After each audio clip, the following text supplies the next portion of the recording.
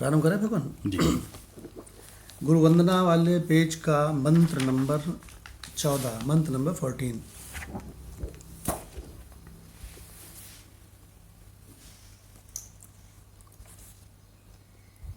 ओम सर्वश्रुति शिरोरत्न सर्वश्रुति शिरोरत्न विराजित पदाम्बुजम् विराजित पदाम्बुजम् वेदान्ताम्बुजमार्तण्डम् वेदान्ताम्बुजमार्तण्डम् तस्मै श्री गुरुवे नमः। तस्मै श्री गुरुवे नमः। ओम शांति शांति शांति। ओम शांति शांति शांति।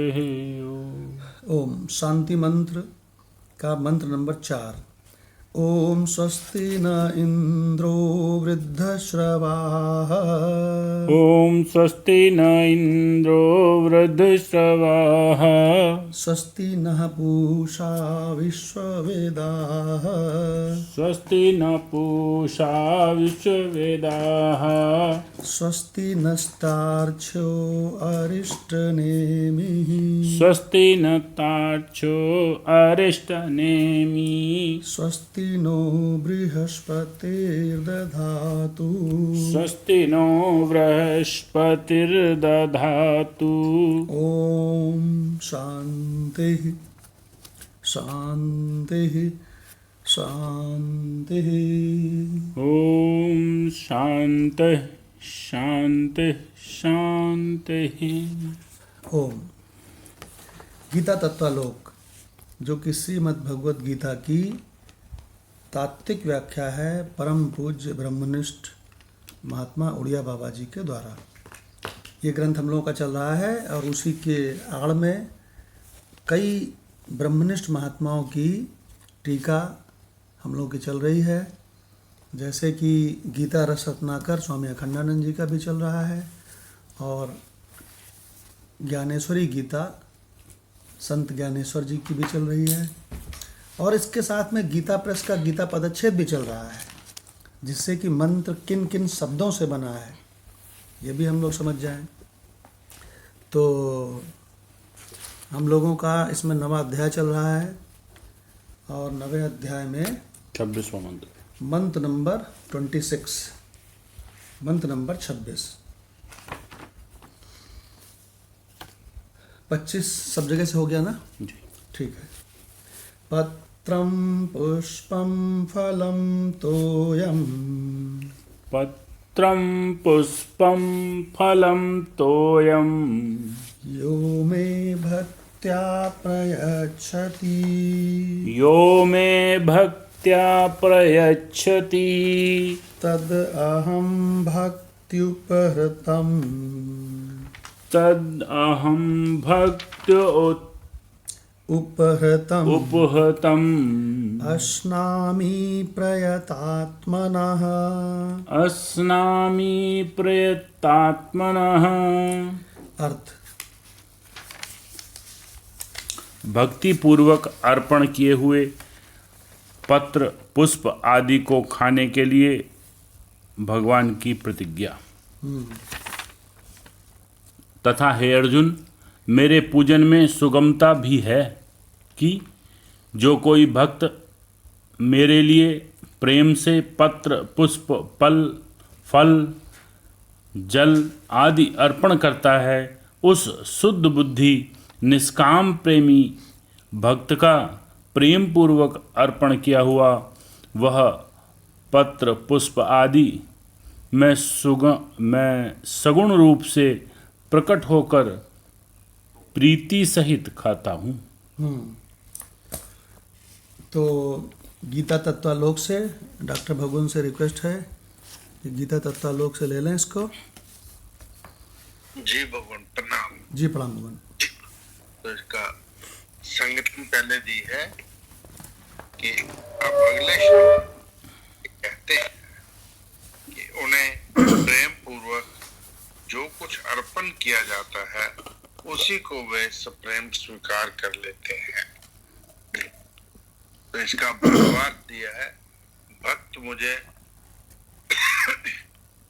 भक्ति पूर्वक पत्र, पुष्प, फल, जल जो भी अर्पण करता है उस शुद्ध अंतःकरण की उस भेंट की हुई वस्तु को मैं खा लेता हूँ। अब इसकी व्याख्या की है, ये श्लोक सगुण उपासना परक है। जो भगवान का अनन्य भक्त है, जिसे सर्वत्र भगवान ही भगवान दिखते हैं, वह जो कुछ भी अर्पण करता है भगवान उसे खाते हैं, अर्थात दृष्टि से भोग लगा लेते हैं, अथवा ये जिस इंद्रिय का विषय हो उसी से उसका उपभोग करते हैं, अथवा अधिक प्रेमवश पत्र, पुष्प आदि और जूठा भी खा लेते हैं, जैसे विद्वानी के केले के छिलके, शबरी के बेर और ग्वाल वालों का उच्छिष्ट बड़े आनंद से खाते थे। ये भाव राज्य ऐसा ही है। जी भगवान। किसी ने हमसे प्रश्न पूछा कि भगवान सगुण साकार हैं कि निर्गुण निराकार। तो हमने कहा सबसे पहली बात तो ये समझ लो कि भगवान के सिवा और न कुछ कोई था, न भगवान के सिवा अभी कहीं कोई दूसरा है, न भगवान के सिवा भविष्य में आगे कभी कुछ होगा। अगर ये नहीं समझ में आता है तो कभी कभी एक हिंदी गीत की लाइनें हम गाते हैं, न कोई था न कोई है न कोई होगा तेरे सिवा, तो कौन देवे किसका साथ, कौन हम नवाज। अगर ये गाना याद रहेगा तो आपको ये बात याद रहेगी कि परमात्मा के सिवा न कौनो था, न इस समय परमात्मा के सिवा कहीं कुछ है, न परमात्मा के सिवा कभी कुछ होगा। तो हमने कहा कि जब परमात्मा के सिवा बाकी कुछ है ही नहीं, तो परमात्मा ही सगुण साकार रूपों में सभी के रूप में है माया से, और परमात्मा ही निर्गुण निराकार के रूप में, स्वरूप के रूप में सर्वत्र है। अब ये बताओ कि तुमको टेम्परेरी वाला पसंद है सगुण साकार, कि तुमको उसका वास्तविक स्वरूप जो हमेशा रहता है, हमेशा रहता है, ये पसंद है, बस हमको इतना बताओ। तो उन्होंने कहा हमको तो सगुण साकार पसंद है। तो हमने कहा सगुण साकार ही सही। तो ये जो मंत्र नंबर 9/26 है, ये सगुण उपासना परक है। वेदों में लिखा हुआ है, जो भगवान की भक्ति सगुण उपासना दिल से करते हैं, बिल्कुल मनोयोग से करते हैं, उनके भी चरणों की धूल से पृथ्वी पवित्र हो जाती है। लेकिन उनको अगर चारों कृपाएं बरस जाएं उनके ऊपर, चारों कृपाएं, तो फिर उनको भगवान के सगुण साकार, जो कि उनका टेम्परेरी रूप होता है, मायावी रूप होता है ना, उसके बजाय उनको चारों कृपाएं अगर बरस जाएं तो उनका वास्तविक स्वरूप भी भगवान व्यवस्था कर देते हैं कि पता लग जाए। तो उसकी जितनी समस्याएं टेम्परेरी को लेके थी वो सब खत्म हो जाती हैं, क्योंकि अब तो परमानेंट वाला उसको मिल गया है। तो मंत्र नंबर 9/27 वो निर्गुण निराकार स्वरूप के लिए है। और मंत्र नंबर 9/26 सगुण साकार के लिए है। कितना बढ़िया है। सगुण साकार की उपासना करते हो, कोई बात नहीं, प्राइमरी में हो, नर्सरी में हो, बहुत सुंदर है, बहुत बढ़िया काम कर रहे हो भाई। अब बोले नहीं भाई, हम तो पहचान गए उसका वास्तविक स्वरूप, जिसमें वो हमेशा रहता है, आना जाना नहीं, बनना बिगड़ना नहीं, राम कृष्ण दुर्गा अल्लाह ईसा का झगड़ा नहीं, वो पहचान गए भाई। अरे कहें बहुत बढ़िया। तो 9/27 कितना बढ़िया पेज है भगवान। इसको समझ जाएंगे तो सारी भ्रांति हमेशा के लिए खत्म हो जाएगी।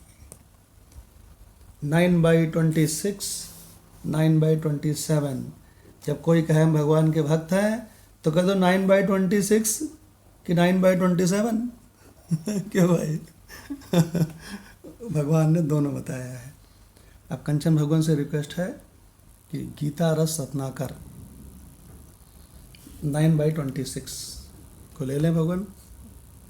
जी भगवान, प्रणाम भगवान। प्रणाम भगवान। स्वामी जी कह रहे हैं कि बड़े मजेदार हैं भगवान। कहते हैं कि अरे भाई, एक पत्ता ही सही, पत्ता भी बेल का हो या तुलसी का हो, यह बात नहीं है, और वह भगवान के खाने के काम आवे यह भी जरूरी नहीं है। तुम अपनी ओर से एक पत्ता ले आओ, पत्रम, पुष्प ले आओ, पुष्पम, फल ले आओ, फल ले जाओ, फलम, तोयम, अरे चुल्लू भर पानी ही ले जाओ। वह भी क्या तुम्हें नहीं मिल रहा है? क्या भगवान इतने प्यासे हैं कि हमारा चुल्लू भर पानी पिएंगे? अरे भगवान के पीने की महिमा नहीं है, तुम्हारे ले जाने की महिमा है। क्या बात। जो कुछ भी दो प्रेम से दो, भक्त्या। कोई ऐसा कहते हैं कि पहले एक चिट्ठी लिखनी चाहिए, पत्रम, उसके बाद एक कमल का या गुलाब का फूल भेज देना चाहिए, उसके बाद सेब संतरा या कोई फल भेजना चाहिए। तोयम वाला अर्थ जरा साधुओं में बताने लायक नहीं है। भगवान को जलपान पर आमंत्रित कर लेना चाहिए कि आज आप हमारे यहाँ जलपान कीजिए। पत्रम पुष्पम फलम तोयम यो मे भक्त्या प्रयच्छति। हमारे एक महात्मा थे, वे कहते थे कि भगवान को अपनी गोद में लिटा लो और उस पर बेल बूटे बनाओ। यह है पत्रम। पुष्पम माने गुलाब की तरह जो अपनी आंखें हैं नम, उन्हें भगवान को अर्पित कर दो, उनको देखो। फलम का अर्थ है कि अपनी छाती से भगवान को लगा लो, और तोयम का अर्थ है कि अधरामृत का पान करो और कराओ। यह वृंदावनी अर्थ है, हरिद्वारी अर्थ नहीं है। भाई थोड़ा हंसोगे खेलोगे नहीं, सर्वस्व भगवान के लिए है ना। तो तद अहम भक्त्या उपहृतम, इसमें सब चीज ऐसी होनी चाहिए जो भगवान के खाने के काम आए। प्रयतात्मा का यही अर्थ है कि एक दिन ऐसा करने से ना खाएं तो रोज रोज ऐसा करो और भक्ति से प्रेम से दो। भगवान कहते हैं कि अहम अश्रामी अभोक्तृत्वम परित्यज्य, अर्थात मैं उसके लिए अपने अभोक्तृत्व का परित्याग कर दूंगा और उसका भोग करूंगा। उन पर अपने अभोक्तृत्व को निछावर करके हिमाचल वासी जो महात्मा लोग हैं, मैं उनकी ओर फेंक दूंगा और स्वयं वृंदावन में भोक्ता बनकर रहूंगा। तद अहम भक्त्य उपहितम आश्रामी प्रत्यात्मनः।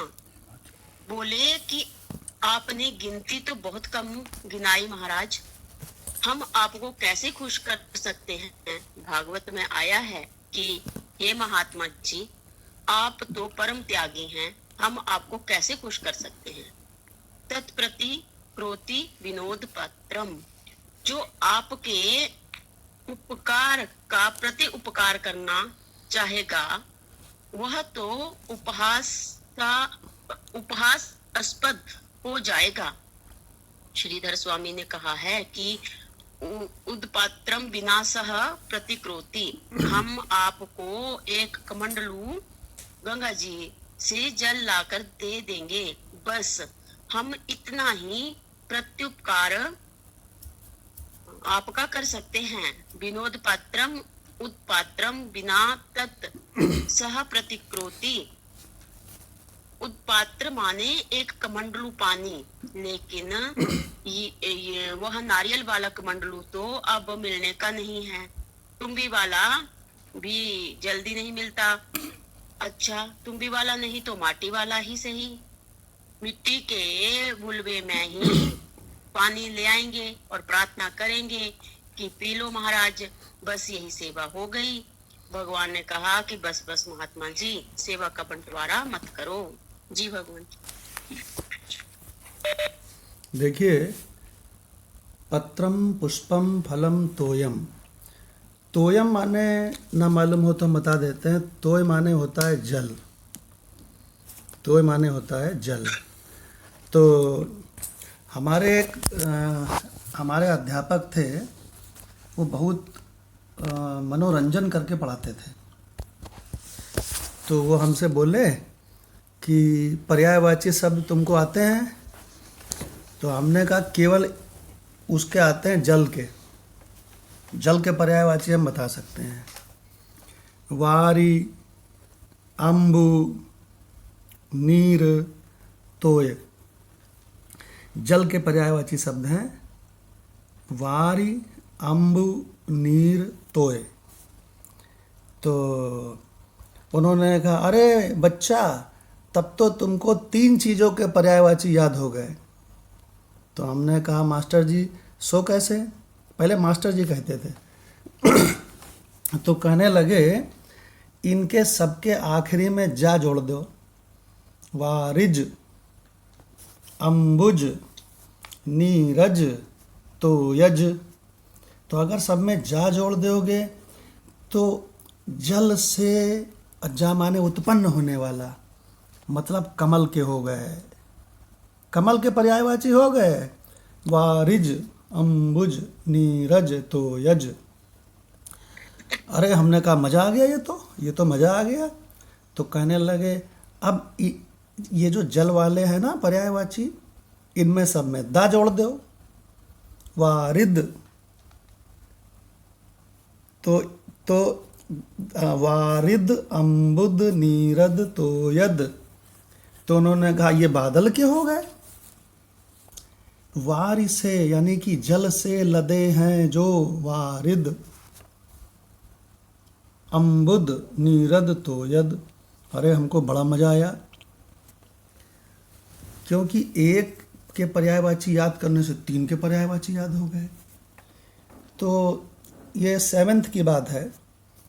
जयप्रकाश, ये जो है अपना जो सुभाष स्मारक इंटर कॉलेज है ना, वहीं की बात है। जी जी। तो ये जो है, ये भगवान ने यहाँ किसका प्रयोग किया है? तो तोय का। तोय माने जल। कहते हैं कि तुम चाहे किसी को प्रणाम करो तो वो प्रणाम भगवान को ही होता है। तुम किसी की भी पूजा करो, वो पूजा भगवान की ही होती है।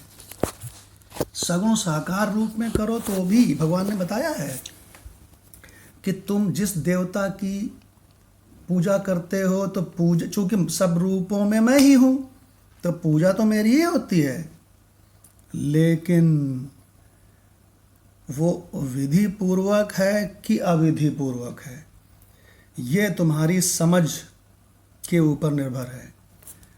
अगर तुम जिनकी पूजा कर रहे हो, जिनकी सेवा कर रहे हो, उनको तुम उसी परमात्मा का ही एक रूप जान रहे हो, उसी परमात्मा ही इस रूप में है, ऐसा जान रहे हो, तो ये विधि पूर्वक हो गई भगवत गीता का भारी संदेशा।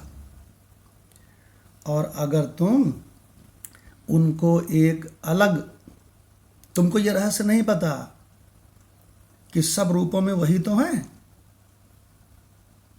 अगर हम ये जयप्रकाश को किसी बात के लिए खुश कर दें और हमको बड़ी प्रसन्नता होए भीतर से कि अरे वाह, ये देखो, ये हमारी फला बात से, हमारी फला काम से, हमारे निर्णय से खुश हो गया, तो हमको इतनी प्रसन्नता होए भीतर से कि मानो हमने उसे ही खुश कर दिया हो। क्या भगवान? बिल्कुल। तो इसको कहते हैं विधि पूर्वक पूजन। कहने का मतलब ये है कि वृंदावन में एक संत हैं, ऐसा बढ़िया संत, और अभी शरीर है उनका, और भगवान इतना बढ़िया संत कि जब वो छोटे बच्चे थे तो हंसानंद जी के पास वो आ गए थे।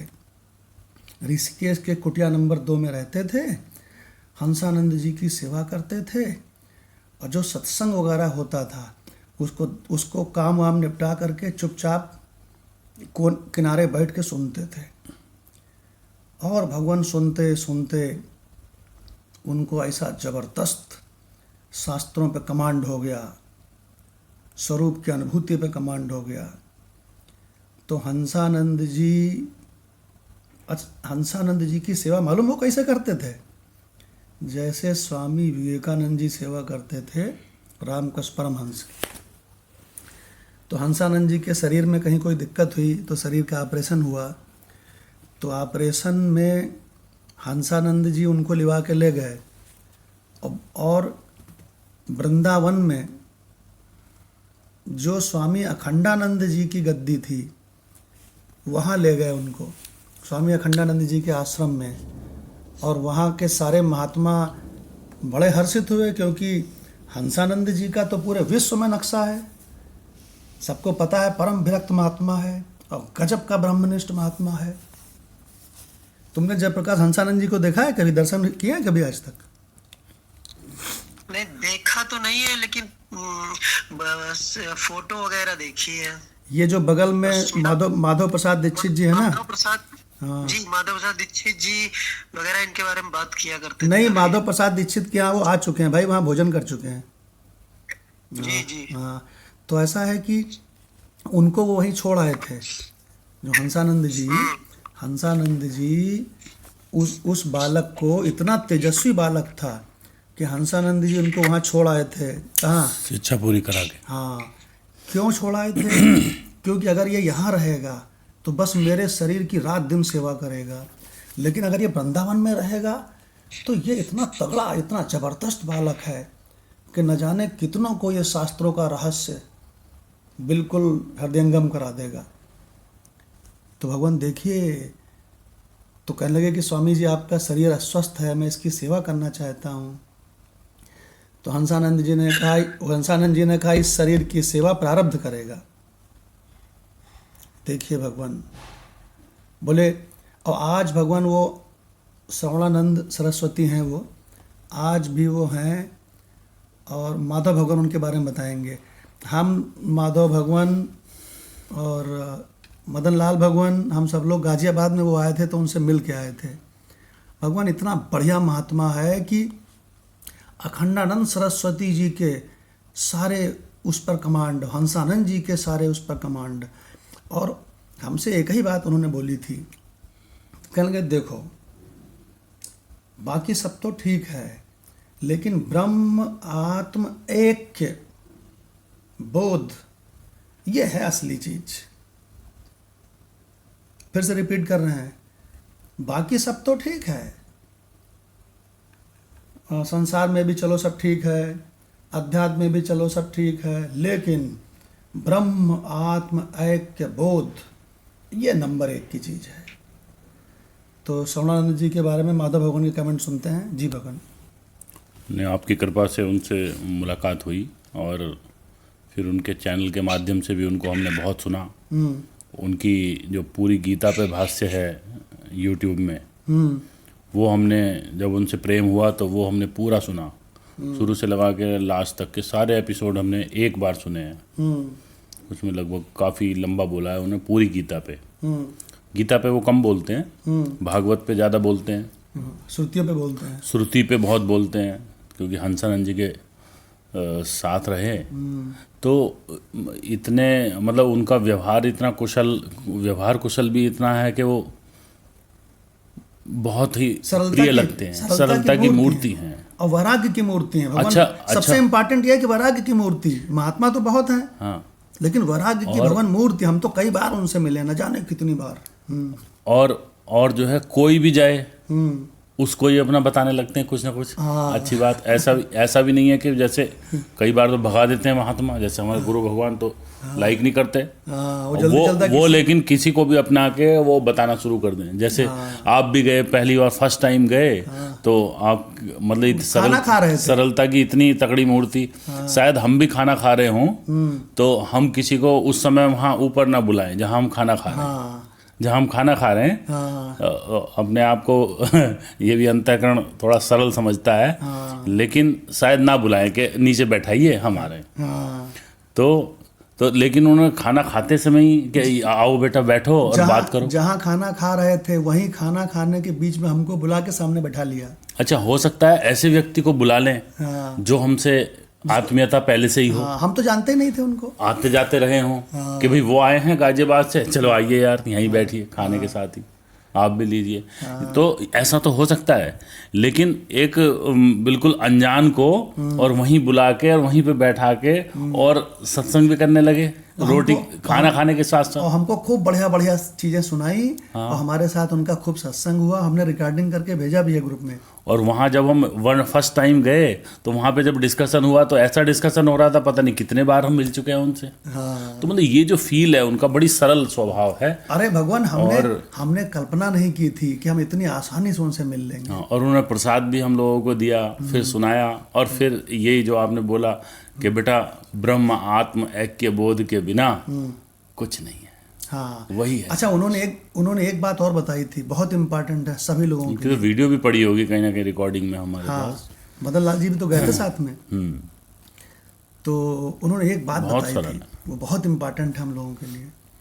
उन्होंने ये कहा था कि तुम बेटा कभी भी किसी के दोषों का चिंतन मत करना। छिद्रान्वेषी नहीं। तो बोले क्यों? तो बोले तुम जब दोषों का चिंतन करते हो तो वो दोष तुम्हारे हृदय में डेरा डाल लेते हैं। बहुत बड़ी सीख उन्होंने दी। कभी किसी के दोष की ओर देखना ही नहीं है। साधु ऐसा चाहिए, कैसा? जैसा सूप का स्वभाव है, सार को गुजरा है। साधु ऐसा चाहिए जैसा सूप का हो तो स्वभाव, सार को गही रहे, थोथा दे उड़ाए। देखिए भगवान, तो हमें हमारे सतीश भगवान में अच्छाइयाँ क्या क्या है, हमें खाली उसकी ओर दृष्टि रखनी है। और अगर उनके अंदर कोई भी कमी है हमें क्या लेना देना है उससे। देखिए वहाँ पे जब उन्होंने देखा कि हम लोग बिल्कुल वेदांत प्रिय हैं तो बहुत खुश हुए इस बात से। और उसके बाद एक वेदांती महिला थी उनके साथ, जो उनकी सेवा में थी उस समय, तो उन्होंने उनसे भी मिलवाया। उनसे मिलने शायद आई होंगी वहाँ पे। कहने लगे देखो ये देवी, कहते हैं ये देवी जो है सुबह 4 बजे से इसके किचन में वेदांत चलता है। हाँ, ये बताया। बहुत वेदांत प्रिय है ये। वेदांत के अलावा कुछ सुनती नहीं है। यस। तो बहुत अच्छी स्मृतियां हैं उनके साथ। मदन लाल भगवान से भी कुछ एक दो लाइन सुनना चाहेंगे उनके बारे में। और राणा भगवान भी पर्सनली मिल के आए उनसे फिर। अच्छा, राणा भगवान मिल चुके हैं? अरे वहाँ जाके उनके आश्रम में मिले, जैसे आपसे मिले इस तरह के। अच्छा, वेरी गुड। हाँ, मिले थे, एक बार मिले थे जब इनकी वाइफ बाहर थी। हाँ, वेट कर रहे जी। मदन लाल भगवान, प्रणाम भगवान जी। प्रणाम भगवान।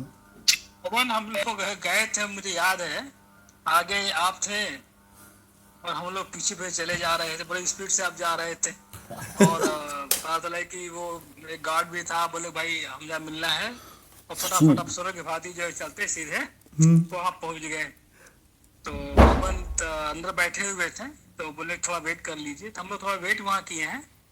और हम लोग वहाँ मेरे के लग रहा हम 4 लोग थे, 3 के कोई एक और भी साथ में था हमारे। एक और जरूर कोई था भगवान, एक हम चलो कोई भी रहा होगा, कोई भी। हाँ, मतलब अच्छा ये है कि भगवान ये नहीं उन्होंने ध्यान दिया कि हम कहाँ से आ रहे हैं, कौन है, नए हैं, या मतलब कि कुछ ब्रह्म के बारे में जानते कि नहीं जानते हैं। उन्होंने देखिए देखा था ब्रह्म के बारे में ही सब कुछ बताया और संसार के बारे में नहीं बताया। वाह। ब्रह्म आत्म एक को बोध जो है ये जो बताया, ये नहीं बताया कि बेटा तुम जाकर अब आए हो तो जाके जरा भगवान की पूजा करना या अर्चना करना या ये फूल चढ़ाना, ये तो कुछ नहीं कहा उन्होंने। यस, ये बहुत इम्पोर्टेंट बात है। ये बहुत इम्पोर्टेंट बात है कि मदन लाल भगवान ने ये भी वहाँ पे थे कि उन्होंने कहा कि देखो बेटा, सबसे टॉप क्लास चीज़ है ब्रह्म आत्म ऐक्य बोध। ब्रह्म और आत्मा की एकता करनी नहीं है। ब्रह्म और आत्मा पहले बोध से ही होना एक ही वस्तु है, उसकी जानकारी होनी है, बोध होना है, उसका बोध होना है। तो है ही। देखिए भगवान, ये आपका आशीर्वाद से हम लोग मिल लिए और बड़ा ही मतलब सौभाग्यशाली हम लोग इस मामले में है कि दंडी स्वामी से मिल चुके हैं हमें और आपसे ही मिल लिए हैं, स्वामानंद जी से भी। और एक और जो है हंसते रहो बाबा है जो स्माइलिंग। अनुभवानंद जी से। हाँ हाँ, उनसे मिल चुके हैं, जो ऐसे अच्छे अच्छे महान वेदांत के हैं हम लोग मिल चुके हैं। अरे स्वामी अनुभवानंद जी से तो गाजियाबाद से 2 गाड़ियां गई थी भर के। डॉक्टर अग्रवाल साहब के घर से हम लोग जर्नी स्टार्ट किए थे और उसमें डॉक्टर राकेश भगवान थे, डॉक्टर अग्रवाल साहब थे और हमारे जो है क्या बोलते हैं, काफ़ी लोग थे उस पर। तो भगवान हम लोग वापस आते हैं। राणा भगवान भी उसमें थे, गए थे। तो हम लोग वापस आते हैं भगवान। संत ज्ञानेश्वर जी की गीता सुनते हैं 9/26। राणा भगवान से सुनते हैं। जी राणा भगवान। जी भगवान। संत ज्ञानेश्वर जी की व्याख्या है, पेज नंबर है 275, कि इस प्रकार भक्त जब असीम प्रेम रस से सराबोर होकर किसी भी प्रकार का फल मुझे देने के लिए मेरी तरफ बढ़ाता है, तब मैं बड़ी उत्सुकता से उसे लेने के लिए अपने दोनों हाथ आगे बढ़ाता हूं, यहाँ तक कि उसके डंठल तोड़ने तक के लिए भी नहीं रुकता और बड़े प्रेम से ज्यों का त्यों उसे ग्रहण करता हूं। हे अर्जुन, यदि मेरा कोई भक्त भक्ति पूर्वक एक फूल भी मुझे देता है तो उस समय भक्त के प्रेम से इतना अधिक भर जाता हूं कि वह फूल भी मैं सूंघने के बजाय अपने मुख में रख कर खा जाता हूं। परंतु फूल की तो बात ही क्या है, यदि मेरा भक्त एक पत्ता भी अर्पित करता है तो भी मैं यह नहीं देखता कि वह पत्ता ताजा है अथवा बासी या सूखा हुआ। मैं तो सिर्फ अपने भक्त का प्रेम भरा भाव ही देखता हूं, और वह पत्ता भी मैं वैसे ही सुखपूर्वक खाकर संतुष्ट होता हूं जैसे कोई बुभुक्षित भूख से पीड़ित व्यक्ति अमृत पीकर तृप्त होता है। अथवा कभी ऐसा भी हो सकता है कि किसी को पत्ता भी नहीं मिलता, पर पानी की तो कहीं कमी नहीं रहती, वह तो सर्वत्र मुफ्त में ही मिल जाता है। क्या बात है। किंतु वही मुफ्त में मिला हुआ जल मेरा भक्त मुझे पूरे मनोयोग से अर्पित करता है तो मुझे ऐसा जान पड़ता है कि उस भक्त ने मानो मेरे लिए बैकुंठ से भी बढ़कर कोई निवास स्थान बनवा दिया है, अथवा कौस्तुभ से भी बढ़कर निर्मल कोई अलंकार मुझे पहना दिया है, अथवा क्षीर सागर से भी बढ़कर सुख देने वाले दूध के अपरिमित भाव प्रदान क्षण स्थल मेरे लिए बनवा दिए हैं, अथवा कपूर, चंदन और कृष्ण अगर इन तीनों वस्तुओं का सुगंधी में बहुत ऊंचा मेरू पर्वत मेरे लिए उपभोग के लिए उत्पन्न कर दिया, अथवा दीपमाला के बदले एक दूसरा सूर्य ही एक सेकंड,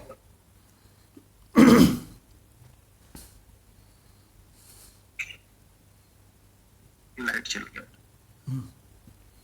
अथवा दीपमाला के बदले एक दूसरा सूर्य ही लाकर खड़ा कर दिया है, अथवा उसने गरुड़ जैसे वाहन या कल्प वृक्षों के उपवन या कामधेनु के झुंड ही मुझे अर्पित किए हैं, अथवा अमृत से भी अधिक स्वादिष्ट अनेक प्रकार के दिव्य पकवान उसने मेरे सामने परोस दिए। जब मेरा भक्त मुझे जल की एक बूंद भी देता है, तब मुझे अपार संतोष तथा आनंद होता है। हे किरीटी, यह बहुत जरूरी नहीं है कि मैं तुम्हें यह सब बातें बतलाऊं, कारण कि तुम तो अपने आंखों से यह देख चुके हो कि भक्ति पूर्वक लाए हुए 3 मुट्ठी चावलों के लिए मैंने सुदामा की पोटली की गांठें अपने हाथ से खोली हैं। मैं तो केवल भक्ति ही देखता हूँ, और जहाँ भक्ति होती है वहां मैं छोटे और बड़े के भेद भाव की कभी कल्पना भी नहीं करता। चाहे कोई भी हो और चाहे जैसा भी मेरा आतिथ्य करे, पर यदि मुझे उसमें सच्चा भाव दृष्टिगोचर होता है तो मैं तुरंत ही प्रेम पूर्वक उसको ग्रहण करता हूँ। वास्तव में पत्र, पुष्प और फल इत्यादि वस्तुएं तो भक्ति प्रदर्शित करने का साधन मात्र है। मुझे इन वस्तुओं से कोई लेना देना नहीं। अरे वाह वाह वाह। भक्ति तत्व ही मेरे लिए सब कुछ है। इसलिए हे अर्जुन, इस योग साधना की मैं एक सहज युक्ति तुम्हें बतलाता हूँ, ध्यान पूर्वक सुनो।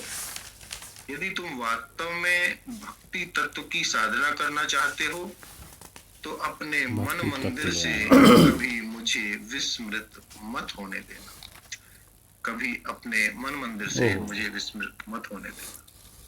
जी भगवान। अंतिम लाइन बहुत ही खूबसूरत है। तो इसके बारे में महात्माओं ने एक रहस्य बताया है भक्ति के बारे में, वो आपको हम बताते हैं। वो हमेशा अपने गांठ बांध लो। रहस्य ये है कि सब लोग कहते हैं कि मैं भक्ति करता हूँ, मैं भक्त हूँ, ऐसे कहते हैं ना। तो इसमें ब्रह्मनिष्ठ महात्मा क्या कहते हैं? कहते हैं भक्ति पदार्थ तो भगवान है। क्या कहते हैं? भक्ति पदार्थ को, भक्ति पदार्थ तो भगवान है, और भक्ति पदार्थ भगवत तत्व है। भक्ति पदार्थ भगवत तत्व है, यानी कि स्वरूप है।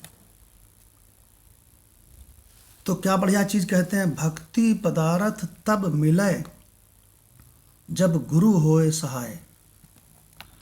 देखिए, जैसे कि ये जो पंडित लोग होते हैं कर्मकांडी, ये भगवान का आवाहन करते हैं। तो माधव भगवान जी, क्या भगवान कहीं हैं और कहीं नहीं हैं, तो उनका आवाहन करना चाहिए? बताओ। जब वो उनके सिवा कुछ है ही नहीं तो किसका आह्वान, तो आह्वान कौन करे? तो आह्वान करते और हैं। विसर्जन तो बिल्कुल मूर्खतापूर्ण चीज लगती है। जैसे ककहरा हो शुरू का, हाँ, है ना। अब तो ये समझने के बाद बिल्कुल सही कह रहे हैं कि समझने के बाद ये मूर्खतापूर्ण चीज लगती है। तो भगवान, तो जब आपने भगवान को समझ लिया कि सगुण साकार स्वरूप अधिष्ठान के रूप में परमात्मा है, और निर्गुण निराकार रूप में अधिष्ठान परमात्मा है, और सगुण साकार रूप में वही परमात्मा अपनी माया से ये सारा अध्यस्त रूप में खेला खेल रहा है। आपने समझ लिया। तो जब ये समझ लिया तो हमको ये बताओ माधव भगवान कि आपको याद रहे या ना याद रहे, आप वही हो कि नहीं? याद रहे न रहे कोई इसका मीनिंग नहीं है ना। याद रहे या न रहे, मैं तो वही हूँ। हाँ। अब रात को सुसुप्ति में इस अंतःकरण को याद नहीं रहता ये माधव है, तो क्या हम माधव नहीं रहे? हाँ। तो सबसे इम्पोर्टेंट बात क्या हुई कि उसको अब अब तो उसको तत्व ही पता चल गया। देखिए, भक्त लोग ऐसे कहते हैं, तुम पास रहो या दूर रहो, नजरों में समाये रहते हो। देखो भगवान, तू पास रहे या दूर रहे, नजरों में समाये रहते हो, है ना, नजरों में समाये रहते हैं। ऐसा तो, इतना तो बता दे कोई मुझे, क्या प्रीत इसी को कहते हैं। तो ये तो बहुत हमको किसी ने सुनाया था, तो हमका ये तो बहुत छोटी बात है। अरे हमका गुरु, तुम क्या बोलते हैं, नजरों में ही समाये रहो, नजरें भी न रहें तो भी क्या है, तत्वतः हम वही हैं, कभी वियोग संभव ही नहीं है। देखिए भगवान, कभी वियोग संभव ही नहीं है। हमने सतीश भगवान माधव आश्रम में पधारे थे, तो हमने उनसे एक प्रश्न पूछा था कि ऐसा कौन सा काम है जो भगवान नहीं कर सकते। तो सतीश भगवान सही सुनते हैं उसका उत्तर।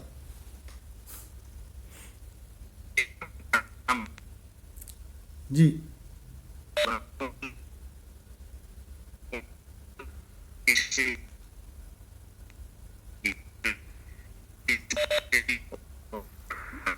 हाँ, कुछ उनकी आवाज़ स्पष्ट नहीं आ रही है, तो उन माधव भगवान भी थे, माधव भगवान से सुन लेते हैं। जी भगवान। कि भगवान किसी से कभी जुदा नहीं हो सकते। हाँ, भगवान कभी किसी से जुदा नहीं हो सकते। क्योंकि एकत्व है ना। हाँ, क्योंकि अभी अभी हमने आपको बताया, परमात्मा के सिवाय न कोई था, न कोई है, न कोई होगा। अब बताओ कौन से मंदिर, मस्जिद, चर्च जाना है उसे। देखिए भगवान, तो ये बहुत सुंदर प्रसंग चल रहा है। एक बार थोड़ा पर गीता पर दृष्टि डालें। 9/26 ये कहता है कि अगर तुम सगुण साकार से प्रीति करते हो। जयप्रकाश कुछ कहना चाहते हैं क्या? प्रभु, जो आपने अभी बोला था, गुरु होए सहाय, हाँ, तो उस पे वैसे हमें ज्यादा नॉलेज नहीं है, लेकिन मुझे लगता है कि उस पे एक लाइन अगर आपका आदेश हो तो बोले। हाँ हाँ हाँ, बोलिए। हाँ, प्रभु, जैसे लक्ष्मण जी को जैसे राम भगवान अपने बेटे की तरह मानते थे, छोटा भाई नहीं मानते थे, तो उन्होंने लक्ष्मण जी को लक्ष्मण जी के लेवल पर बताया था। तो उसका मतलब यही था कि जैसे कोई गुरु हो, कोई संत हो, उनके बिना अध्यात्म के गुण रहस्यों को समझा नहीं जा सकता है। जैसे कुछ लोग सोचते हैं ना कि हम सब समझ लेंगे, अपने आप हम पढ़ लेंगे। तो उन्होंने जैसे बोला ना, सो स्वतंत्र अवलंब न आना, उन्होंने लक्ष्मण से वही बताया प्राइमरी की चीज, कि सो स्वतंत्र भक्ति के बारे में, कि जो सो स्वतंत्र अवलंब न आना, ते ही आधीन ज्ञान विज्ञाना, और भगति तात अनुपम सुख मूला, लेकिन मिला ही जो संत होए अनुकूला। अगर कोई संत या कोई गुरु आपके अनुकूल हो गया, तभी आप प्राइमरी की चीज भी समझ सकते हैं। उसके आगे ब्रह्म आत्म एक वो बाद में सिद्ध होगा। लेकिन संत अगर आपके अनुकूल हुआ या गुरु आपके अनुकूल हुआ, तभी आपकी स्टार्टिंग हो सकती है। तो प्रभु हमें माफ करिएगा अगर, लेकिन मुझे ऐसा लगता है कि गुरु और संत, अब जैसे मैंने गीता 5-6-7 बार पूरी पढ़ी, लेकिन जब आपके मुंह से सुनता हूँ तो तभी मैं उसका वास्तविक अर्थ समझ पाता हूँ। प्रभु कुछ गलत कहा हो तो माफ करिएगा। बहुत बढ़िया बात कही है। हमारे साथ भी यही घटना घटी कि हमने गीता कई बार पढ़ी थी, कई श्लोक भी याद थे, लेकिन उसका रहस्य मेरा कुछ भी नहीं खुला था। तो भगवान इस बारे में बहुत बढ़िया जयप्रकाश ने कहा, ये तो लिखने लायक बात है कि जब तक संत या गुरु अनुकूल नहीं होते हैं, तब तक भक्ति पदार्थ हाथ में नहीं आता है। और अनुकूल होने के लिए आपका भाव चाहिए। हाँ, अच्छा, वही चारों कृपाएं, भाव चाहिए। और चारों कृपाओं में सबसे तगड़ी कृपा मालूम कौन सी है? आत्म कृपा। अगर हमारी अपने ऊपर कृपा नहीं है तो सब गड़बड़ झाला, सब गड़बड़ हो गया। राणा भगवान कुछ कहना चाहते हैं? अभी हाथ उठाया था इन्होंने। जी भगवान। बस भगवान वो जयप्रकाश भगवान जो कह रहे थे बहुत बढ़िया बोला भगवान ने, और रेफरेंस लेके जो रामचरितमानस जी का लिया है भगवान, बहुत ही अच्छा लगा हमें। हाँ वही था। हाँ, बहुत अच्छा है, वास्तव में बहुत अच्छा है जयप्रकाश।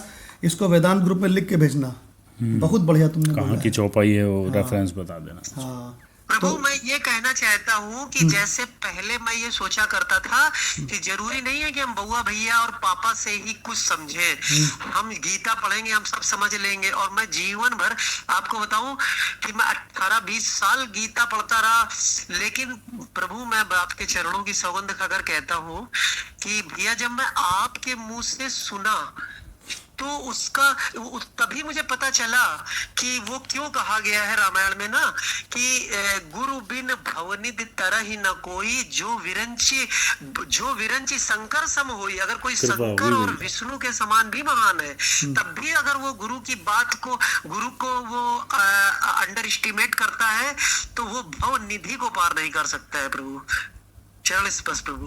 क्या बात है, बहुत बढ़िया बोलता है भाई जयप्रकाश, बहुत बढ़िया बोला भाई। तो ये वाला भी लिख के भेजना, बहुत सुंदर बहुत सुंदर। तो भगवान, हम लोग की बात ये चल रही है कि भगवत गीता के मंत्र को दृष्टि डालें। अगर तुम भगवान के वास्तविक हमेशा रहने वाले स्वरूप की कोई खबर नहीं है तुमको, केवल तुम सगुण साकार भक्ति में लगे हो, तो कहते हैं 9/26 वाले हो, गीता के 9/26 वाले हो, तो भी तुम सगुण साकार भक्ति कर रहे हो, किसी मूर्ति की, किसी उनके रूप की, किसी इष्ट की, तो भी तुम्हारे चरणों की धूल से पृथ्वी पवित्र हो रही है। क्यों? क्योंकि जो सगुण साकार भक्त है वही आगे चल के जो क्लर्क है उसी का प्रमोशन होके वही साहब बनता है, वही आगे चल के 9/27 वाला हो जाता है। कब हो जाता है? सीढ़ी है। वही जो जयप्रकाश ने अभी कहा कि कब वो हो जाता है, जब संत होए अनुकूला। तो भगवान 9/27 में क्या भगवान ने कहा? ये कहा कि अरे जब तुम पहचान जाओगे ना उसको, तो तुम जो करते हो, जो खाते हो, जहाँ चलते हो, जहाँ रहते हो, तुम एकदम भूल जाओ, तब भी तुम वही हो। जब तुम सोते हो, अरे कबीर साहब ने कहा, याद करो, वही मंत्र है ये जो कबीर साहब ने बोला है, वही मंत्र बोलता है 27वां। जहाँ जहाँ चलूं सोई परिक्रमा। क्यों? वो परिक्रमा कैसे हो गई भाई? कि जो सगुण साकार भक्त है वही एक दिन निर्गुण निराकार भगवान के स्वरूप को पहचानता है। 9/27 और 9/27 जब पहचानता है तो माधव भगवान का कहना है कि अरे वो तो जो कबीर साहब ने रहस्य बताया है वही है बिल्कुल 9/27। कबीर साहब ने क्या रहस्य बताया है? जहाँ जहाँ चलूं सोई परिक्रमा और जोई करूं सोई पूजा। अरे अब इससे बड़ी बात क्या कहूँ कि गुरु ने जब मेरा तत्व ही लिखा दिया, तो जब सोऊं तो करूं दंडवत, 8-8 घंटे का दंडवत। क्यों? क्यों माधव भगवान? क्योंकि भाव न राखूं दूजा। वो एकत्व के भाव में बैठा है। हाँ, तो फिर वही है सब। एकत्वेन भक्ति ही तो चल रही है। बिल्कुल। तो भगवान बिल्कुल उसी मंत्र को यहाँ पे लिया गया है। 9/27 स्टार्ट करते हैं। एक सबसे इम्पॉर्टेंट बात समझ लीजिए अच्छी तरह से कि पूरी भगवत गीता एक सीक्वेंस है। बिल्कुल। यहाँ ऐसा नहीं है कि 9/26 कोई मंत्र बोल दिया तो 9/27 कोई अलग बात बोली है। बिल्कुल एक सीक्वेंस में बह रहा है। बहुत बढ़िया संगति है। अब अगर आपको संगति पकड़ में नहीं आई, एक मंत्र का दूसरे से कोरिलेशन कैसे है, तो फिर आपने गीता तत्वालोक का फायदा नहीं उठा पाया। अब गीता तत्वालोक में कहते हैं कि 9/26 में तुम सगुण साकार समझते थे ना, तो फिर तुम्हारे भगवान तो फिर परमानेंट नहीं हो भाई। सगुण साकार कौन चीज परमानेंट नहीं होती। तो तुमको ही वो ईश्वर कृपा करके निर्गुण निराकार स्वरूप की व्यवस्था करा देगा। जब उसका निर्गुण निराकार स्वरूप पहचान जाओगे तो तुमको ये पता चल जाएगा कि सब रूपों में वही लीला कर रहा है। मेरी पत्नी होए के हमसे लड़ रहा है, मेरा पिता होए के हमको हड़का रहा है, मेरा भाई होए के हमको खूब बढ़िया आम ला के खिला रहा है। भगवान सब मेरा शत्रु होए के हमसे शत्रुता कर रहा है। अरे वाह वाह वाह। तो कहते हैं कि जब ऐसा हो जाएगा तो फिर जो कुछ दृश्य में हो रहा है सब उन्हीं का विलास है, इसको देख देख के वो आनंद लेता रहता है। और हर प्रकार के रस वही है, हर प्रकार के रस, रौद्र रस, श्रृंगार रस, विभत्स रस, सब वही है। तो जब ऐसा हो जाएगा तो समस्त दृश्य को अध्यस्त मानकर, मनोरंजन भगवान का विलास मानकर वो मुक्त आत्मा हो जाता है। और मुक्त आत्मा हो करके वो फिर इस संसार के सब शुभ अशुभ फलों से छूट जाता है। 9/28। अब भगवान कहते हैं अब तो बहुत समझ गए। क्या कहते हैं? अब तो तुम बहुत समझ गए परमात्मा के बारे में, तो आओ तुमको ये रहस्य बताते हैं। 9/29 कि जितना मैं विवेकानंद जी में था उतना ही मैं जयप्रकाश में हूँ, जितना मैं आदि गुरु शंकराचार्य जी में था उतना का पूरा मदन लाल जी में हूँ। 9/29 समो अहम सर्वभूतेषु। अरे बाप रे, ये रहस्य आपको पता चल जाता है। अब देखिए, तो भगवान हम लोग 9/27 लेते हैं फिलहाल। 9/27 यत् करोसि यद् अस्नासि, यत् करोसि यत् अश्नासि, यज्जुहोसि ददासि यत्, यज्जुहोसि ददासि यत्, यत् तपस्यसि कौन्तेय, यत् तप्यसि कौन्तेय, तत् कुरुष्व मद अर्पणम्। तत् कुरुष्व मद अर्पणम्। जी भगवान, अर्थ? सर्वकर्म भगवत अर्पण करने की आज्ञा और उसका फल अपनी प्राप्ति बतलाना। इसलिए हे अर्जुन, तू जो कर्म करता है, कौन्ते यत् करोषि, यत् अस्नासि जो खाता है, यत् जुहोसि जो हवन करता है, यत् ददासि जो दान देता है, यत् तपस्यासि जो तप करता है, तत्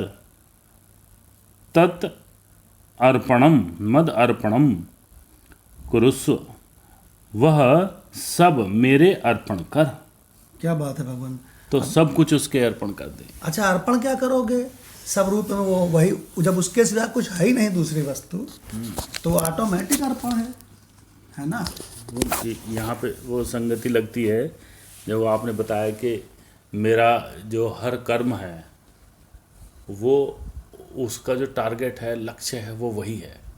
अगर मैं ड्यूटी जा रहा हूँ तो उसी साधना के लिए, उसी ब्रह्म आत्मा ऐक्य बोध को दृढ़ करने के लिए, और यदि मैं घर का कुछ सामान लाता हूँ तो उसी के लिए। तो मतलब एकत्वेन भक्ति को सब कुछ समर्पित है। हाँ, जैसे किसी ने कहा, मतलब मेरा जो प्रायोरिटी है, हाँ, एकदम झमाझम क्लियर है। यस, कि प्रायोरिटी क्या है जीवन। हाँ, जैसे किसी ने कहा कि तुम बहुत अच्छे कपड़े पहनते हो, बहुत बढ़िया गाड़ी में चलते हो, तो बोले हाँ परमात्मा प्राप्ति के लिए।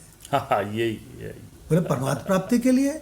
बोले जब खूब बढ़िया कपड़े पहनेंगे तो मन प्रसन्न रहेगा, और मन प्रसन्न रहेगा तो भगवान का दर्शन सब रूपों में करेंगे। अरे वाह वाह। अरे तुम्हारी लड़ाई हुई अभी पत्नी से और तुम बड़े प्रसन्न हो, तुमको जैसे धूल की तरह झाड़ दिया, कोई असर ही नहीं हुआ। तो बोले हाँ, भगवान की भक्ति के लिए, उसी की प्राप्ति के लिए। बोले वो क्यों? बोले अगर उससे उलझेंगे तो मन दुखी रहेगा, परेशान रहेगा, इसलिए उसको हम झाड़ दिए हैं। और देखो हम बिल्कुल सब भूल भाल गए हैं, जिससे कि हमको उसकी अनुभूति होती रहे। अरे वही तो पत्नी के रूप में अभी हमको 4 बातें सुनाए हैं। बड़ी बढ़िया कार में चलते हो, हाँ, जिससे कि मन खूब प्रसन्न रहे, भगवत प्राप्ति के लिए। नौकरी क्यों करते हो? भगवत प्राप्ति के लिए। खूब बढ़िया खाना क्यों खाते हो? भगवत प्राप्ति के लिए। सवेरे ब्रह्म मुहूर्त में उठ जाते हो? भगवत प्राप्ति के लिए। कोई कहता है कि भी तुम तो ये एक्सरसाइज भी कर रहे हो। एक्सरसाइज क्यों? तो भगवत प्राप्ति के लिए। हाँ। क्योंकि ये रथ ठीक रहे शरीर रूपी रथ बढ़िया रहे। और इसी स्पीकर से, इसी रथ से तो ये रथ उस ब्रह्म का स्पीकर है। तो उसके लिए। तो देखिए भगवान कितनी सुंदर सुंदर बातें हैं। आपकी प्रायोरिटी क्या है? ये अगर बिल्कुल निश्चित है तो फिर आपका सब काम उसी के लिए होता है। अब डॉक्टर भगवान से रिक्वेस्ट है 9/27 गीता तत्वालोक से सुना दें भगवान। जी भगवान, इसकी संगति दी है। अब जिसको भगवान और संसार अथवा भगवान और माया दोनों दिखते हैं, उसके लिए व्यापक निराकार स्वरूप की उपासना बताते हैं। तो भगवान क्या बताया? पहले क्या बताया था? पहले मैं बताया था जिसको संसार दिखाई दे रहा है सगुण उपासक है, पर उसमें जो भी कर रहा है वो भगवान को ही देख रहा है, तो वो कर रहा है। अब कहते हैं कि भगवान और संसार दोनों उभय पद पे आ गए कि भगवान और माया दोनों दिखते हैं। उसके लिए व्यापक निराकार स्वरूप की उपासना बतलाते हैं। सीढ़ी दर सीढ़ी चढ़ा रहे हैं। भावार्थ है, हे कुंती नंदन, तुम जो करते, जो खाते, जो हवन करते, जो दान देते और जो भी तप करते हो, वह सब मुझे अर्पित कर दो। सो मतलब अभी कर्ता भाव खत्म नहीं हुआ है, काम जीव ही कर रहा है, परंतु जो भी काम करता है उसको भगवान के अर्पण कर दे, भगवान के खाते में लिखा दे। अब व्याख्या है, जो कुछ शुभ अशुभ हो रहा है सबको भगवान की लीला देखो, संसार को नाटकवत समझो। अरे वाह। सब कुछ तो भगवान को अर्पण कर दिया, अतः शरीर से जो कुछ हो रहा है उसे साक्षी होकर देखो। भगवान की वस्तु भगवान को सौंपकर दृश्य का चिंतन ना करना ही संन्यास है। भगवान एक आरती है, बड़ी मशहूर हुई थी, अब सौंप दिया इस जीवन का सब भार तुम्हारे हाथों में, यानी जो तेरा तुझको अर्पण क्या लागे मेरा। तो इसमें वही लाइन दे दी है कि भगवान की वस्तु भगवान को सौंपकर दृश्य का चिंतन ना करना है मुक्त आत्मा बता दिया। और जो ऐसा करता है वही मुक्त आत्मा। जी डॉक्टर भगवान के एक्सप्लेन करने की शैली बहुत सुंदर है, इतनी सुंदर है, मतलब हम इसको ये कह सकते हैं कि उनका मैच्योरिटी का लेवल ज़बरदस्त है। क्योंकि किसी की इंग्लिश इतनी बढ़िया हो, साथ में उसकी हिंदी भी इतनी बढ़िया हो, ये बहुत रेयर मिलता है। बहुत बढ़िया डॉक्टर भगवान ने इसका वर्णन किया। संसार को नाटकवत समझो। देखिए, जो कुछ शुभ अशुभ हो रहा है, अशुभ भी शामिल है, वो सब भगवान की लीला देखो। तो कहते हैं कि जब सब कुछ भगवान को ही सौंप दिया तो फिर वो मुक्त आत्मा हो गया। तेरा संसार तू जाने, क्यों भाई? तेरा तुझको। हाँ, ये बच्चे किसके हैं? सब उसी के हैं। ये सब धन दौलत किसी की है? सब उसी की है। तो बोले आप? अरे बोले हमको क्या लेना देना है हम तो मस्त राम मस्ती में तो भगवान कंचन भगवान से रिक्वेस्ट है 9/27 गीता रस रत्नाकर। अभी गुरु की व्याख्या सुन ली, अब जरा शिष्य की व्याख्या सुनो। इसमें 28 भी लिया हुआ। अच्छा, इसमें 28 भी साथ में लिया है, तो मंत्र नंबर 28 भी ले लेते हैं भगवान जी। 9/28 देखो 9/28 में क्या है? कह रहे हैं कि जब भगवान ही सब रूपों में है, वही साक्षी हैं, वही अधिष्ठान हैं, वही कण कण रोम रोम सभी के रूपों में वही स्वयं प्रकट हैं, तो बोले फिर इसका लाभ क्या है कि आपकी अविकम्प भक्ति हो जाती है। फिर हमको जयप्रकाश अगरबत्ती धूप बत्ती लेके आरती गानी नहीं पड़ती।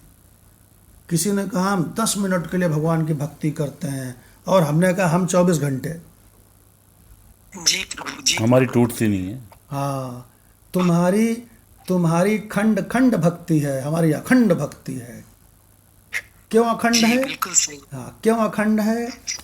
क्योंकि पहले मैं अपने आप को घड़े का आकाश समझता था, घटाकाश, और परमात्मा को महाकाश समझता था।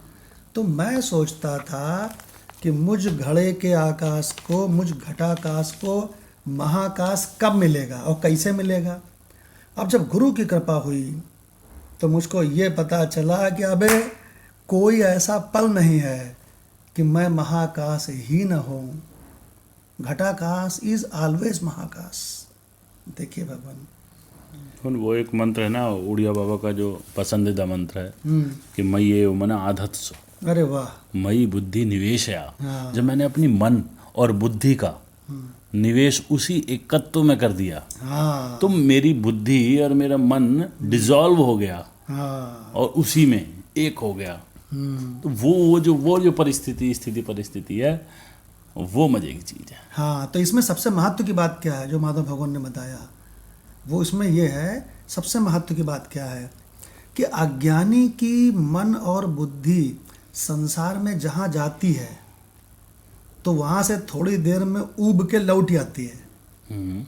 जहाँ भी जाती है थोड़ी देर में ऊब के लौट आती है, जहाँ जाती है वहाँ से लौट आती है, उसको तृप्ति नहीं मिलती।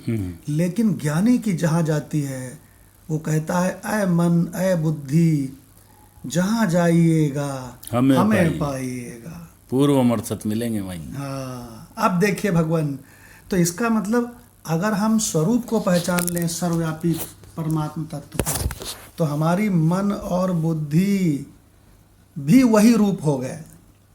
यस, यही कहना चाह ये रहे देखिए भगवान, उड़िया बाबा का पसंदीदा मंत्र है। हाँ, पसंदीदा मंत्र है। फिर वो लौट के नहीं आती है कहीं से, फिर वो कहती है, फिर वो ऐसे कहता है जैसे कि जहाँ जाइएगा हमें पाइएगा। देखिए भगवान जी, भगवान 9/28 कंचन भगवान से सुनते हैं, गीता रस रत्नाकर। इसका ये मंत्र होना। अच्छा, ये मंत्र ले लें साथ में। Yes 9/28 yes. हाँ, तब फिर सुनेंगे। शुभ जी भगवान। एक मंत्र ये बहुत बढ़िया है। जी भगवान। भगवान कहते हैं कि मत्ता परतम न किंचित अस्पमंजय। वाह, क्या बात है। ये जो अभी सतेंद्र सर ने बोला है, ये मेरा ख्याल है 7/7 होना चाहिए। मत्ता परतरम ना अन्यत किंचित अस्ति धनंजय। ये तो पूरा का पूरा वेदांत ही सुना दिया भगवान ने, इतने से में ही, कि मेरे सिवा दूसरी कोई वस्तु है ही नहीं। 7/7 है क्या? जी 7/7 है। माधव भगवान ने खोल लिया है, जो सतेंद्र सर ने मंत्र याद दिलाया है। अपने स्वरूप की व्यापकता का वर्णन किया गया। हाँ, मत्तः परतरम ना अन्यत किंचित अस्ति धनंजय। हे धनंजय, मुझसे भिन्न दूसरा कोई भी परम कारण नहीं है। ये परम कारण गलत लिखा है इन्होंने। हाँ, ये गलत। भगवान ने क्या कहा है कि मेरे पर, मेरे अलावा दूसरा कोई नहीं है। ये कारण जबरदस्ती इन्होंने लगा दिया ब्रैकेट में। हाँ, हे धनंजय, मुझसे भिन्न दूसरा कोई भी परम नहीं है। हाँ, अब सही हो गया। हाँ, कारण को हटा देते हैं। यह संपूर्ण जगत सूत की मणियों के सदृश मुझ में गुथा हुआ है। कि देखो, ये सतेंद्र सर ने जो मंत्र याद दिलाया है, 7/7 इसका नाम है। इसमें पता क्या कहते हैं? कहते हैं कि ये संसार मुझ में कैसे है, जयप्रकाश समझ लो, जैसे सूत के धागे में सूत की ही मणियां हो। क्या मतलब? सूत ही सूत है। तो ये संसारी को भगवान समझ के बहुत अच्छा लगता है। हाँ, लेकिन वो इस कल्पना करने से भी डरता है कि मैं भी वही सूत हूँ। हाँ, इससे डरता है। ये समस्या है। वो अगर उसको कह दो कि तुम भी सूत हो तो हाथ जोड़ता है, नहीं वापस लो। हाँ, जयप्रकाश से कई सारे लोग मिले हमें। जयप्रकाश से कमेंट सुनते हैं, जब किसी को कह दो तुम ब्रह्म हो, तो जयप्रकाश क्या रिएक्शन देता है? मैंने मैंने अपने फ्रेंड से बोला, हमने कहा कि तुम पार ब्रह्म परमेश्वर हो, ये बात तुम्हें मालूम है? तो कह रहा था कि हमने तुम्हारा बिगाड़ा क्या है, पहले ये बताओ। तुम रहते कहाँ हो? हम परेशान, तुम रहते कहाँ हो भाई? कहता जब देखो तब तुम परेशान करते हो, डराते हो, कहता है। तो कहता है जबकि हम हमेशा तुम्हारा भला सोचते हैं।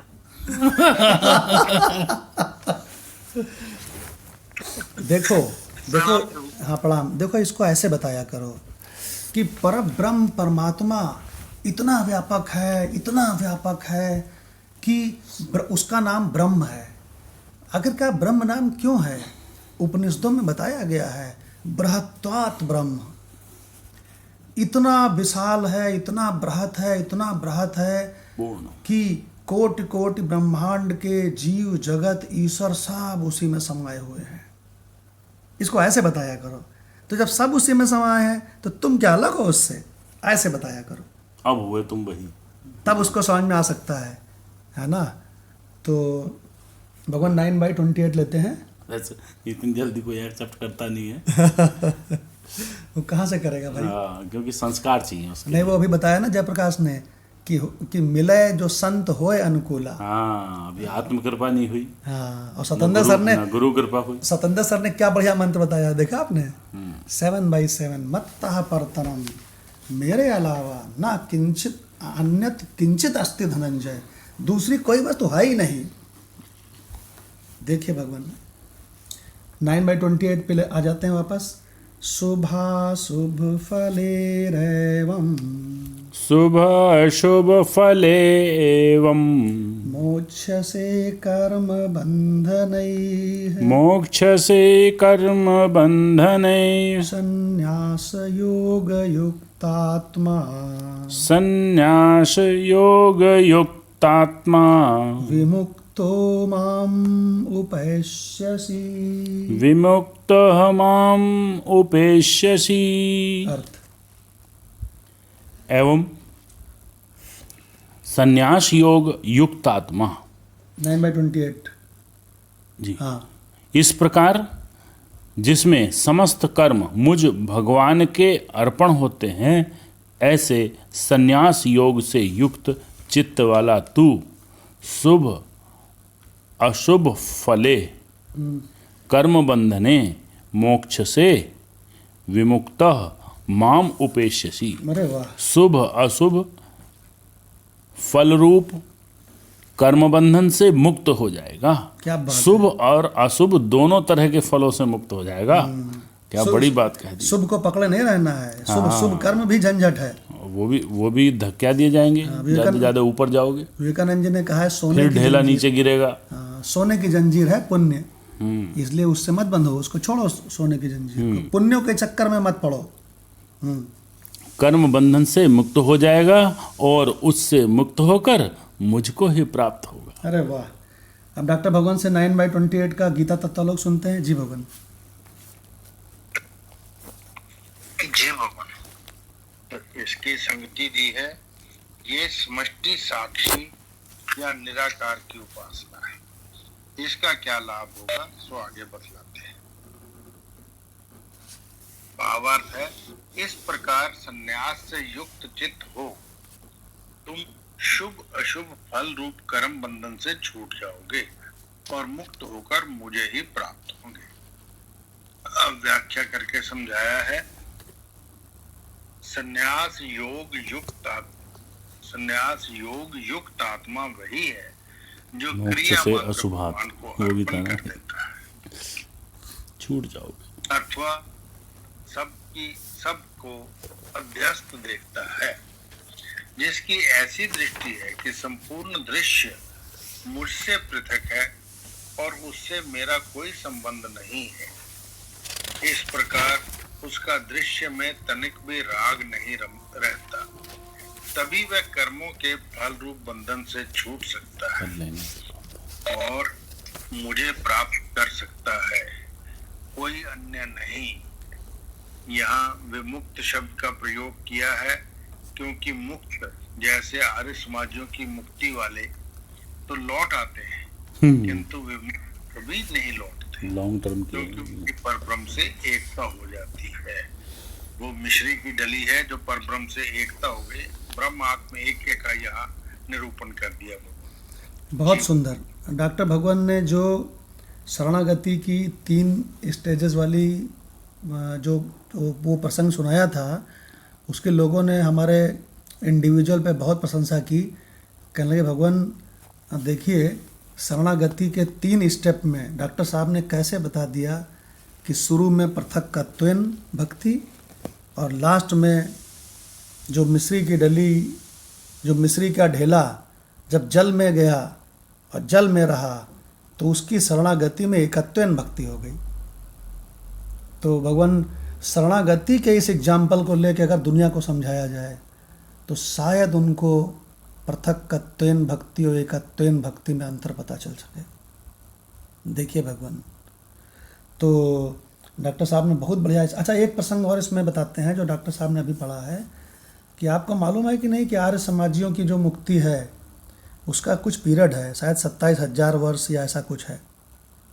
समझे भाई, उसका एक पीरियड है। अगर गूगल में आप डालेंगे, किसी को मिल जाए तो डालना भाई, आर्य समाजियों की मुक्ति कितने, उसका टेन्योर है, मतलब कितने पीरियड तक। तो कहते हैं, उड़िया बाबा कहते हैं, यहाँ भगवान ने विमुक्तो शब्द का प्रयोग क्यों किया कि वो कभी नहीं लौटता। मतलब किसी दूसरे धर्म मजहब में अगर ऐसा बताया गया है कि ये जो स्वरूप को पहचान के जो मुक्ति मिलती है ये फिर ये परमानेंट है, ये मतलब कहने का। ये आर्य समाजियों की मुक्ति जैसी नहीं है। उड़िया बाबा ने खुल के बोल दिया भगवान, जो लौट के आ नहीं है तो फिर मुक्ति क्या हुई? फिर काहे की मुक्ति। देखिए, हमारा सनातन धर्म, सनातन माने होता है परमानेंट, ये परमानेंट का मनाता है। ये देखिए भगवान, तो भगवान कल सत्संग जब प्रारंभ होगा तो कंचन भगवान से 9/27 और 9/28 का गीता रस रत्नाकर सुनेंगे हम लोग। और अभी हम लोग 2 मिनट के लिए अपने स्वरूप में बैठेंगे। हमारा स्वरूप अधिष्ठान है और इसी में सारा दृश्य अपीयरेंस के रूप में प्रतीत हो रहा है। तो हम अपने अधिष्ठान अनंत स्वरूप आत्मा में बैठेंगे 2 मिनट के लिए।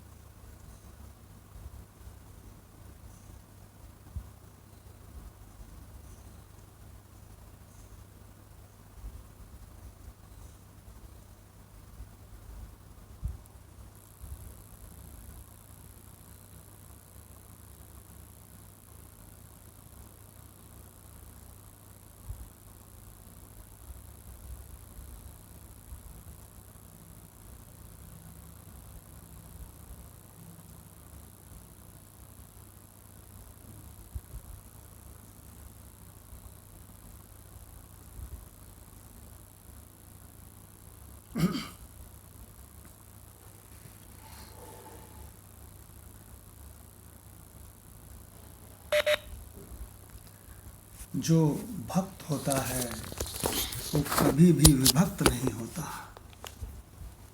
ब्रह्म आत्म ऐक्य का उसको बोध हो जाता है। फिर वो संपूर्ण व्यवहार करते समय भी इस समग्र से उसका एकत्व अपने आप उसके भीतर अनुभूति के रूप में झलकता रहता है। वो ऐसे कहता है कि मैं सांस लेता हूं तो मानो पूरा विश्व सांस ले रहा है।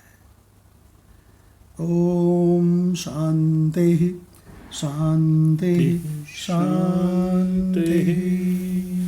प्रणाम भगवान, प्रणाम भगवान, प्रणाम भगवान। प्रणाम सतीश भगवान, प्रणाम।